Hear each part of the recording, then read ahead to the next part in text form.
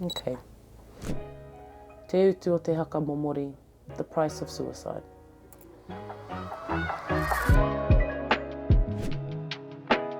Kei te whare tapu o Ngāpuhi, nau mai, haere mai, tūhono mai ki tēnei wānanga o tātou e kia nei ko uia te pātai. This is what therapy aims to do. Welcome to this podcast of Uia Te Pātai, where we look at the experience of suicide and mental health well-being within our whānau. He uri koe ngā rāhiri, mokopuna nāku, nau mai, haere mai.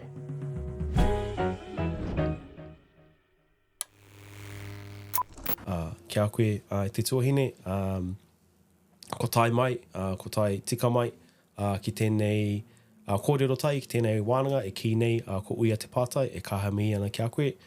Just acknowledging you, sis, for making the time to come and speak to us today, joining us here on Uia Te Pātai, the podcast, to talk around not only suicide, but also the well-being of whānau and the well-being of our people, to hopefully come up with some solutions and some kōrero to support ourselves, but also support all our uri of Te Whare Tapu o Ngāpuhi. So just want to acknowledge you for coming in today. So we can all learn who you are, where you come from. I'll hand it over to you to share a little bit about yourself. Oh, kia ora, Heemi. So my name is Winnie, or Juanita. I grew up in a little town called Martin. I'm not sure if you know where the Manawatu region is. Yeah. I spent all of my younger years there. Then when I was about 21, I moved to Auckland, and I don't know, just wanted to experience a bigger life, I guess, because Martin's a really small town. It's rural. You sort of know everyone. You sort of know everyone's business, and but I'm grateful to come from that. That small community. Yeah, small community from Tamaki, and now based here in another small community out in Hika. So tell us a little about your life now. So now I am currently teacher aiding at my children's school in Hikurangi, another little small community, which is funny because I wanted to escape that, but it's full really circle.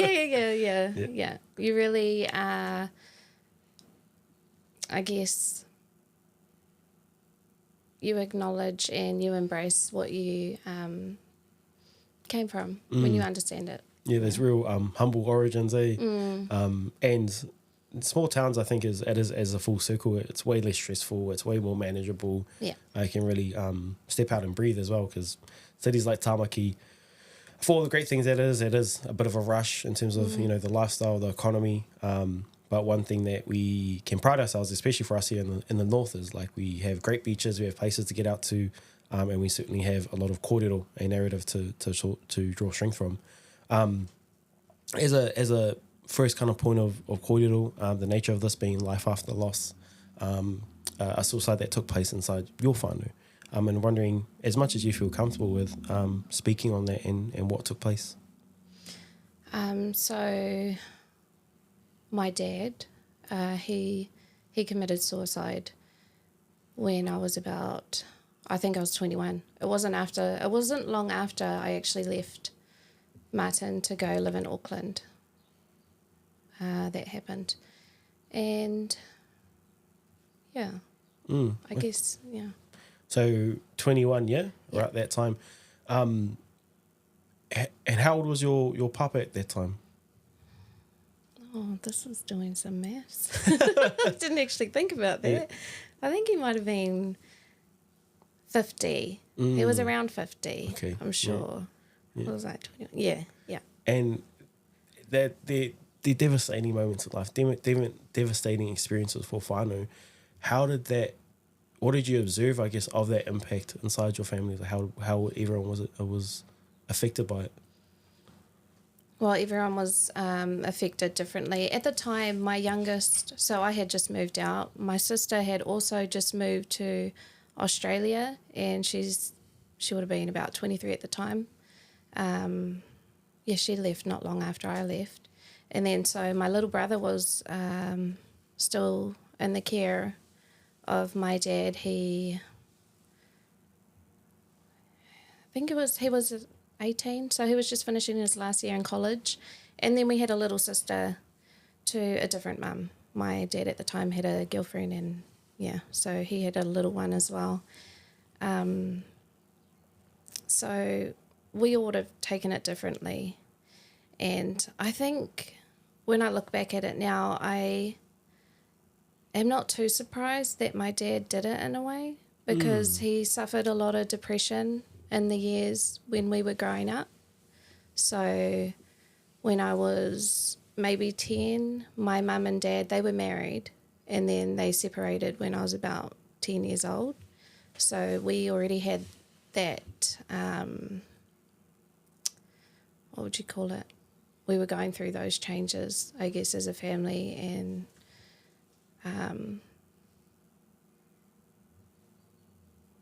my dad didn't take that very well. You know, he was depressed after that. You could see the signs. Well, you could see the signs looking back on it. As a child, you know, we didn't know. Yeah, because you're just much. kind of going through it, Yeah, like going we were through the going through separation it. yourself. Yeah, you know, yeah. That part of the whānau between the experience, I guess, of mum and dad, but also for the kids. And that quarter you just spoke on around the depression and seeing the signs and looking back, because you were a child, you couldn't really see it, but now you can. What did that depression look like for dad? So for my dad, he was a heavy drinker. So obviously drinking every weekend. My mum and dad used to drink often though. They would drink every weekend and go out. But for dad, it was more like after. It was, how would you describe it? You could just see it. You know, there was that, he was drinking for the wrong reasons. You know, he wasn't enjoying. It wasn't just like a nice chill after the week drink. It was because he was sad. It was like a real, I guess, a heaviness on him. It was heavy, yeah. He had that heavy, that energy. You could feel it. Yeah. And did that play out in like interactions with dad? Did you feel it?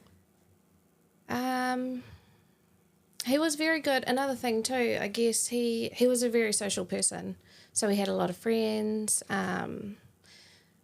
He liked to talk a lot as well. So he wasn't scared to sort of share his vulnerability and how he was feeling. So he actually did talk to us a bit about that. But, and even his friends, he was, yeah. But I guess he didn't know how to deal with it. You know, you can talk about it, but then what do you do from there? You know, you still have choices, and are you sort of making healthy choices for yourself? You know, I don't think he was. And I don't think he knew how to. I mean, all of us kids, there were 4 of us at the time, because my other brother, who was he was raised with our nanny and papa, he came to live with us for a bit, but when my parents separated, he went back. And then the other 3 of us were given a choice who we wanted to live with, and we all chose dad. Oh. Yeah. And so I think he had that pressure as well. And then, so choosing to stay with dad, to live with dad, even though, you know, there were some movements of you going away at that point, was it how, can you recall the moment, I guess, when you found out and what that was like? About dad's death? Yeah. Yeah. Well, when I found out about that, I guess there were a lot of emotions, but the first one, I was a bit shocked and also shame. I remember feeling a big sense of shame. Okay. It wasn't uncommon for people to actually commit suicide in Martin, where I'm from. Looking back at it now, I knew a boy when I was in primary, 2 other boys who I went to, one I went to primary school and college with, and the other one I went to college with. A lot of them, they were all male. And actually there were about 4 males before my dad who I personally knew who had committed suicide. So I felt that shame because I was like, really? Like, I don't know how to describe it. I remember thinking about it before because, you know, it was sort of common. So we would have like kōrero on it. Me and my friends would be like, oh, actually that person had kids. That how selfish, you know, of them to do that. Like, so there were big sort of emotions around, like, I was ashamed because my dad did that, and how could you, you know, because you've still got kids to look after. That changed over a time. few years later. Yeah, Well, not long. Yeah. Probably a few years later, because it, you know, I wanted to understand. Now that I'm experiencing it firsthand, instead of judging it from an outside perspective, I was thinking, why? You know, why? What made you think to do that, or what made you choose to do that? Yeah. Because and even that point of shame and like you're right. It is. We often pass judgments on people who choose to take their lives, and it can inform our response and our reactions to it, and it can, that same judgment saying like, oh, you know, why would you do that? We've had discussions about this. I know that this isn't a good thing, yet someone that you cared about, someone that you love, has chosen to do it. So it's really, it can be upsetting. It can be part of that whole reaction and that process.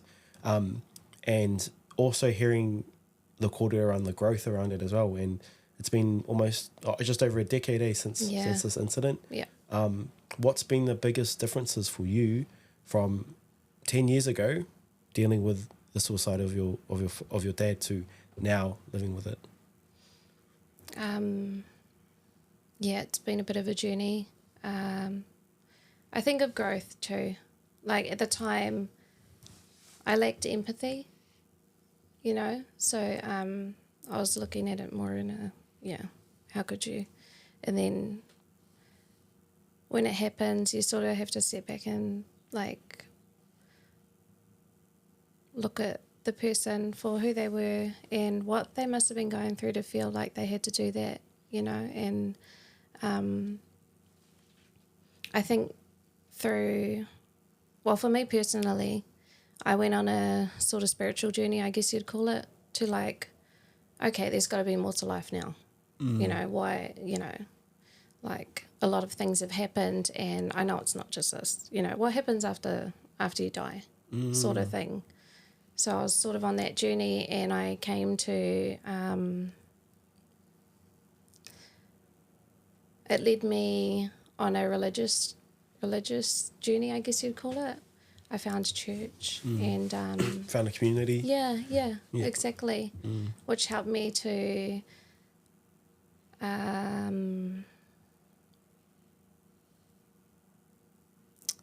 understand, I guess, in my own, because everyone has, you know, different belief systems. So what I found from this church was fitting for what I believed in. Yeah, okay. which is, yeah. And with I guess as another point with to hear your journey of that spiritual enlightenment, that religious support system also. One thing we also know with suicide is some of the judgment that can come from inside churches or inside belief systems. Was there ever a point, we're talking about your dad's death, measured that way inside your church or inside your belief system? Not at all. Like, I think I thought more so like, oh, if you commit suicide, you're not entitled to all these things, you know, in the afterlife, say whatever you believe in. Or that even in this life, that you shouldn't even be maybe, I don't know why. It must have been something I grew up around, but like you're not entitled to... A misconception, eh? Yeah, yeah. To like be remembered as such, you know, as much as you would be if you just died naturally. But I never felt that in the church. I think they understand that...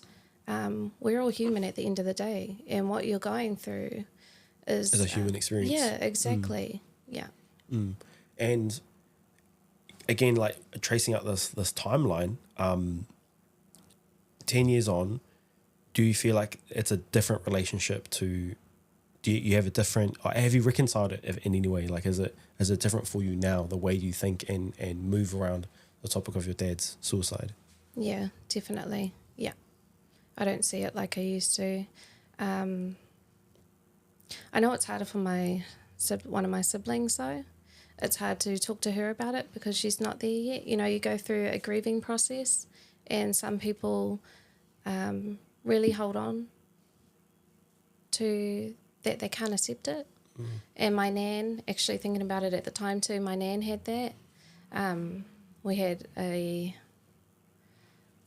bit of a disagreement, and it was really hard for her to accept that he had done it. And understandable, you know, everyone's different.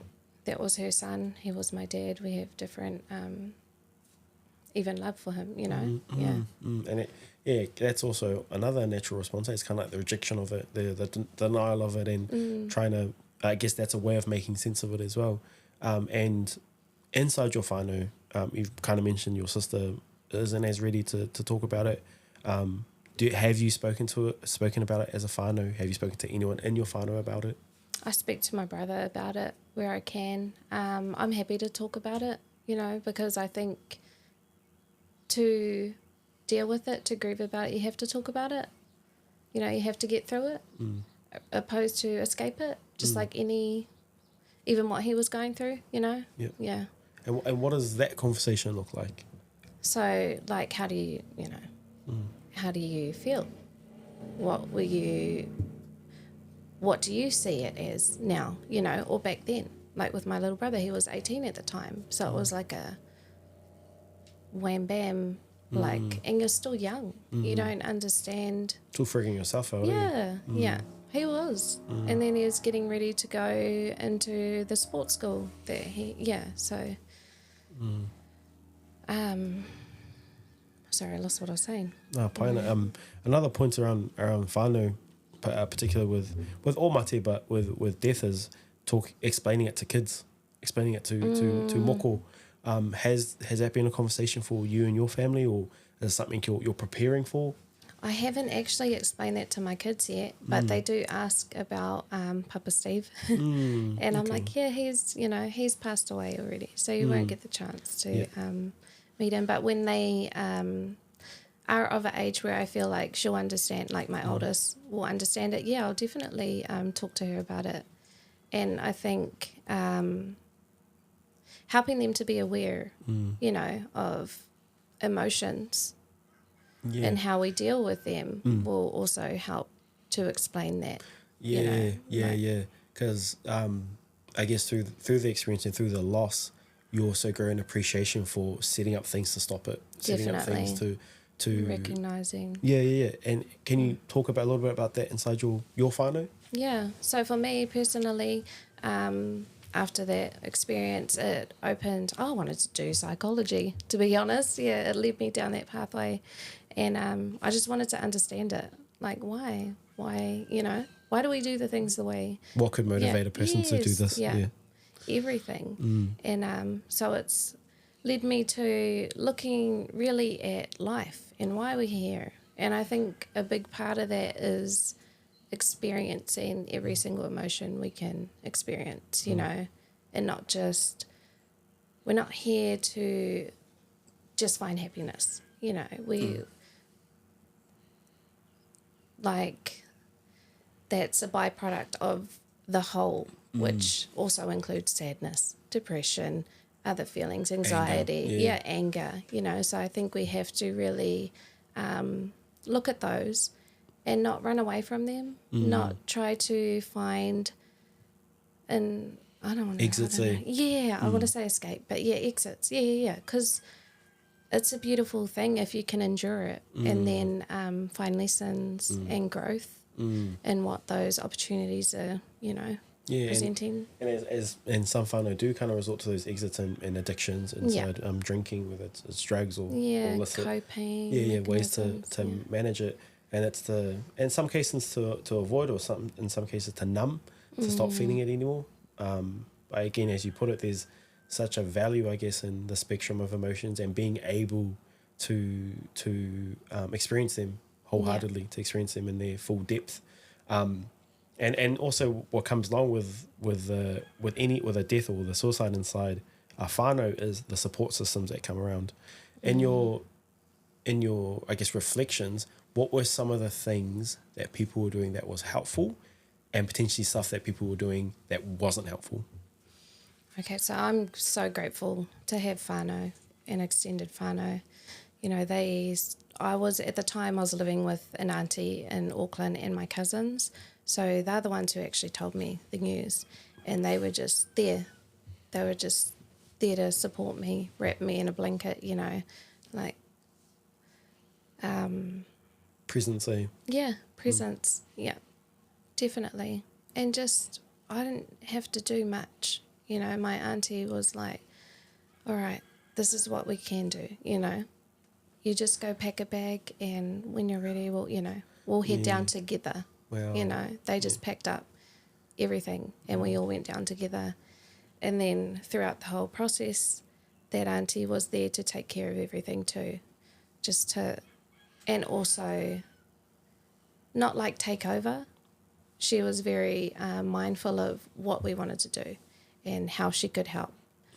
And then after that, we had other whānau, you know, Auntie Aro's, Auntie Mo. They were there with open arms. Uncle Rich, you know, I'm just grateful. I think you need whānau.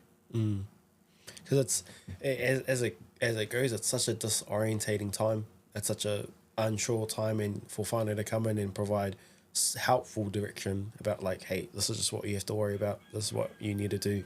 Do you want to do this? We can do that if you need to. It can be a really powerful support. And at the same time, not becoming overbearing or over-injecting, being like, now I feel like we're just disregarded in what's happening, but to be like, hey, check in, because you'd hate to feel robbed, I guess, inside of it as well. Yeah.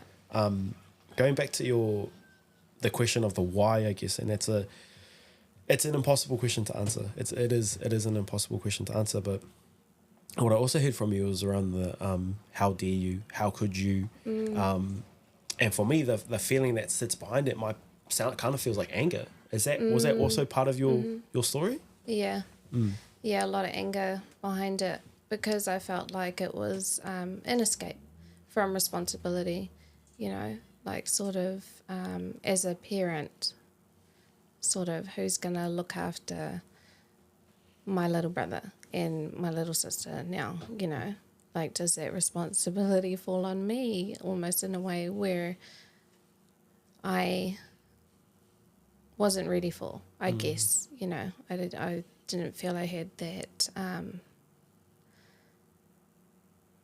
what do you call it? I wasn't ready. That readiness. Yeah, to take on all of that. I don't know, I felt like I had to take on all of this. Yeah. All of his stuff. Yeah, because and as you know, the older siblings often do, they have to pick up some of that stuff, and because you're on your own trajectory, you're on your own journey, moving to Tāmaki, and then this thing happens, and it's so unfortunate, and it's also just a reset. It's like, okay, whatever we thought was happening, that can't happen now because something's been taken away from us. Yeah. And so not only are you reacting to that loss, but also like now all of our lives have been changed across your siblings. And so what was that like, I guess, that process of trying to figure or make sense of that reaction? It was hard, especially with my little sister. I felt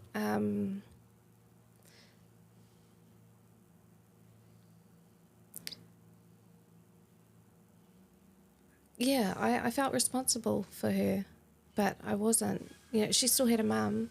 She wasn't a very good mum though, so that's why I felt like, how could you leave her with this lady who's not really looking after her the best she could? And then also my sister, so I have an older sister, I'm not actually the oldest, but she was in Australia, so she couldn't do much. At a distance, Yeah. She couldn't just pack up her life and come back. And, yeah, she was quite settled over there. And then just my little brother, what am I going to do with him, you know? So that's where the wider whānau came in and just scooped us up. And just, they weren't like, okay, I'm going to solve all of this for you, but more so, how can we help you? You know, because it's something that I felt like I still needed to do, which I could in some ways, you know, and I was happy to do that, but I couldn't do all of it. So just being able to have that support there. Another kōrero we've had kind of come up is sometimes a feeling of regret. Sometimes a feeling of regret or responsibility about what I could have done differently, could have done to change the outcome. Was that particularly true for your guys' story? I felt that in ways, and I think my siblings probably felt that too, as in, like, you know, we were teenagers and we weren't the best. We weren't very helpful for our dad going through all of these, through his divorce, through, you know. So I think there are those, and even just little hints. I could see depression, you know. I could see depression in my dad and just not being able to know what to do. To respond to it. I wasn't raised in this picture perfect family where we were just taught all these things and how to be, you know, how to care for others. We were, you know, was sort of harden up, sort of raised in that type of environment, eh? Yeah, and those types of we don't really talk attitudes. about it. Yeah, and it's really sad looking back at it now. But yeah, so just I would say, yeah, there are those regrets, like when I would see my dad sad. I remember this one comment actually that he made, and it was like, if anything were to ever happen, just look after your little sister, you know. So those regrets of yeah, because what do you make of that now? yeah, Well, those words. I what do I make of it now? I see it, I guess, I don't know. I don't know if my dad was planning, you know, because I see it as, okay, maybe that was the final, he's done. Maybe I could have done something then to check in. You know, maybe I sort of knew what he was talking about. Or, yeah, I don't know. Yeah, and I think that's it. And coming, I think your particular relationship as a daughter to a dad, what is yours and what isn't yours. I mean, that's a great responsibility to have to take, not only as a dad, and then having to jump in as a daughter is difficult, and it is hard to respond to, hard to know what that means. Yeah. Which I guess is particular to this type of mate, and losing a parent, and what the role of the child is compared to the parents. And so kind of holding on to that thought around the response and all these feelings, and many whānau probably have the same questions, same feelings of regret, feelings of anger. What would be your support or your words for whānau that are going through it, or who are trying to respond to a loss or to a suicide? What would you say to them?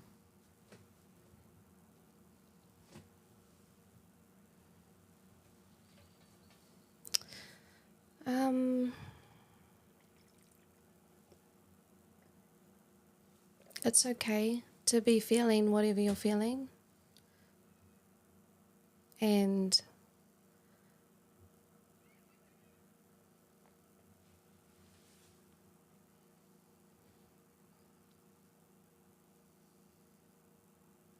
sorry, could you repeat that question? Yeah, no, all good. So with whānau who are responding to suicide, who are even trying to manage, you know, suicide risk, what would you say to them as support? Oh, yeah. So I think that, yeah, it's okay to be feeling whatever you're feeling right now, and just know that at the end of the day, that's a choice that they made, you know, and we can't change what's happened, but also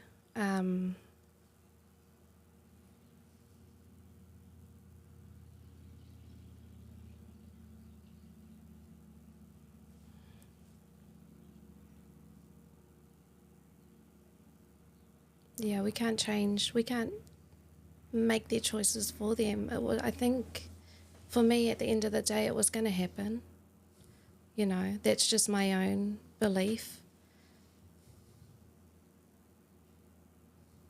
And we sort of just have to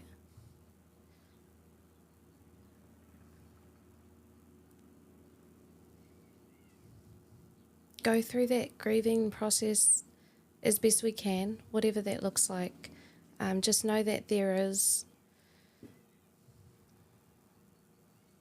there's an end, you know, and I want to say endure those feelings. Yeah. And try to endure them so that you can be that strength for yourself, but also your whānau, you know, who are also going through it, because you can endure it together, but then you're an individual at the end of the day. So however you process it, it's going to look different to how you do it as a whole. Yeah, and some it's people okay. don't have, some people just don't have the whānau support that others have. So I feel for them that are enduring it alone, but just know that there's an end. Sometimes people try to give helpful, kind of unhelpful comments like, you know, oh, you'll get over it, time will heal. And at least what I've kind of come across so far, it's like it never goes away, never truly goes away. It just kind of moves to the side. Is that, how would you describe, I guess, your relationship with Dad now, since 10 years ago, and certainly the relationship with him? I love my dad the same, you know. He was cool. He had a lot going on, and he did the best he could for us. So I can understand that. And I can understand now, getting to know more people, is that, you know, you are where you're at for a reason. So, you know, we process things differently. And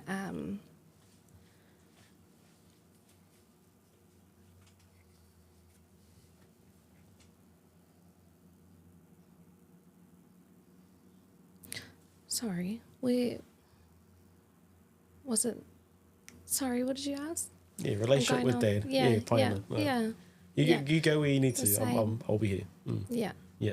I have the same love for him. I have the same love for him, but I do feel stink for my kids, you know. They didn't get to see how cool of a dad he was, because he was present. He was playful, you know. And it sucks that my kids can't experience that, or he can't experience it now. He doesn't get to see his mokos, any of them. Yeah. That potential of what could have been that thing that could have been probably a really joyful relationship and special relationship between, you know, kaumātua and mokopuna. Yeah. And what that could have been. But what's that hearing, I guess, in your kōrero around making peace with it, I guess, around understanding where people are, what you can control as whānau, and what you can provide also as whānau for whānau that are going through it and kind of on those risky parts. And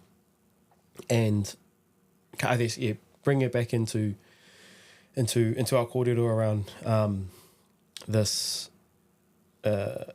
which is actually quite particular for Te Tautore and for Ngāpuhi, is like, you know, there is you know, rates of suicide. There are really, you know, the negative health illnesses and statistics here. What would your perspective be on some of the reasons about why we might be seeing it inside our communities? I think, I don't know the statistics around men, but like I told you earlier on, I've known a lot of men that have committed suicide. So I think